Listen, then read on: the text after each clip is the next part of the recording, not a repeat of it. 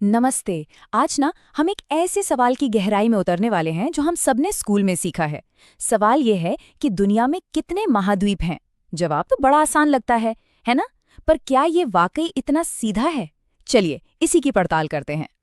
हम सब ने यही पढ़ा है। Asia, Africa, north America, south America, Antarctica, Europe और ऑस्ट्रेलिया, मतलब कुल 7 महाद्वीप।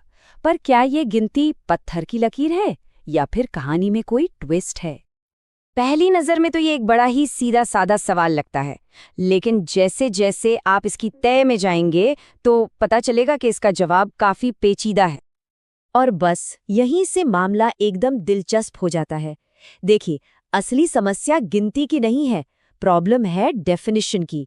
क्योंकि सच तो ये है कि महाद्वीप की कोई एक सिंगल यूनिवर्सली एक्सेप्टेड वैज्ञानिक परिभाषा है ही नहीं। आमतौर पर हम यही सोचते हैं कि महाद्वीप मतलब जमीन का एक बहुत बड़ा टुकड़ा जो चारों तरफ से पानी से घिरा हो। लेकिन ये परिभाषा पूरी तरह से सही नहीं बैठती। इसके कई ऐसे अपवाद हैं जो पूरी तस्वीर को ही बदल कर रख देते हैं। तो यहाँ ना दो अलग अलग नजरिए हैं जो आपस में टकराते हैं।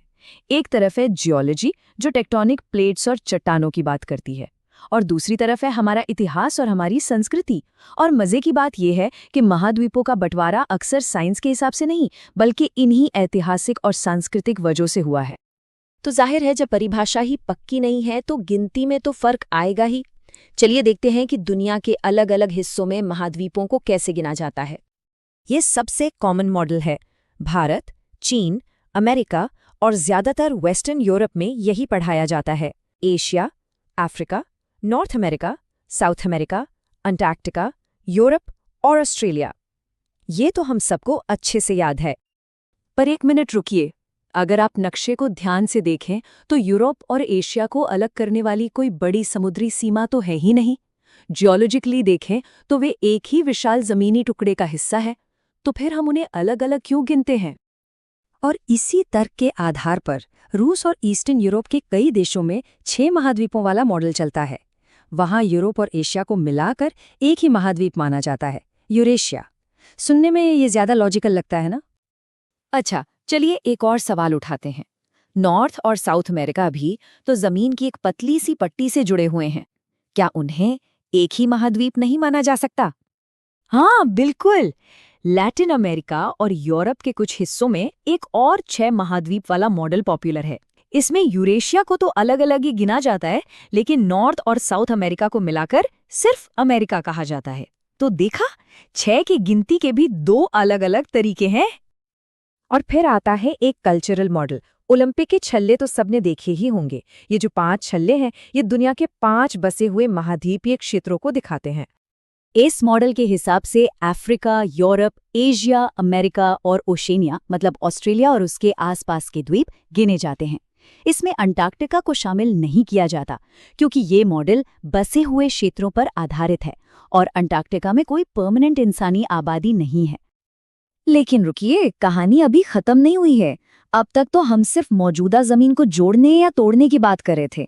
पर क्या हो अगर कोई कहे कि एक और महाद्वीप है जिसके बारे में शायद किसी ने सुना ही ना हो? क्या ये मुमकिन है कि हमारी धरती पर एक और महाद्वीप हो जो हमारी नजरों से अब तक छिपा रहा हो? वैज्ञानिकों का एक ग्रुप तो ऐसा ही मानता है। देखिए, किसी भी जमीन के टुकड़े को महाद्वीप का दर्जा देने के लिए जियोलॉजिस्ट कुछ खास शर्तें देखते हैं। वो सिर्फ बड़ा नहीं होना चाहिए, बल्कि उसकी अपनी एक अलग जियोलॉजिकल पहचान होनी चाहिए, जैसे कि खास तरह की चट्टानें और मोटी परत। और इन्हीं सब शर्तों के आधार पर वैज्ञानिकों ने एक नए महाद्वीप का प्रस्ताव रखा है, जिसका नाम है ज़ीलैंडिया। ये नाम न्यूजीलैंड और कैलेडोनिया से मिलकर बना है, जो असल में इसी महाद्वीप के सबसे ऊंचे हिस्से हैं। ज़ीलैंडिया को आप एक तरह का छिपा हुआ महाद्वीप कह सकते हैं। इसका करीब करीब 94% हिस्सा प्रशांत महासागर के नीचे पानी में डूबा हुआ है। जो 6% हिस्सा हमें पानी के ऊपर दिखता है, वो न्यूजीलैंड और कुछ दूसरे द्वीप हैं।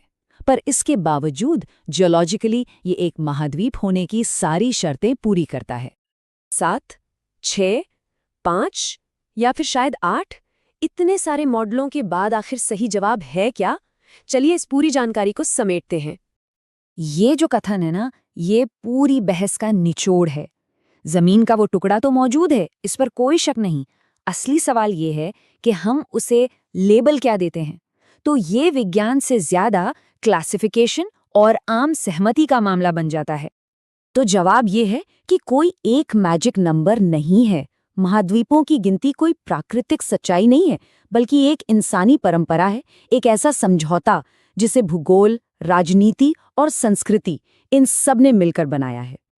और आखिर में एक सवाल सोचने के लिए रह जाता है, जिस तरह से हम दुनिया को बांटते हैं, चाहे वो महाद्वीप में हो या देशों की सीमाओं में, यह हमारे सोचने के तरीके पर कितना असर डालता है। अगली बार जब कोई दुनिया का नक्शा देखे तो शायद उसे एक बिल्कुल अलग नज़र से देखने की जरूरत पड़ेगी।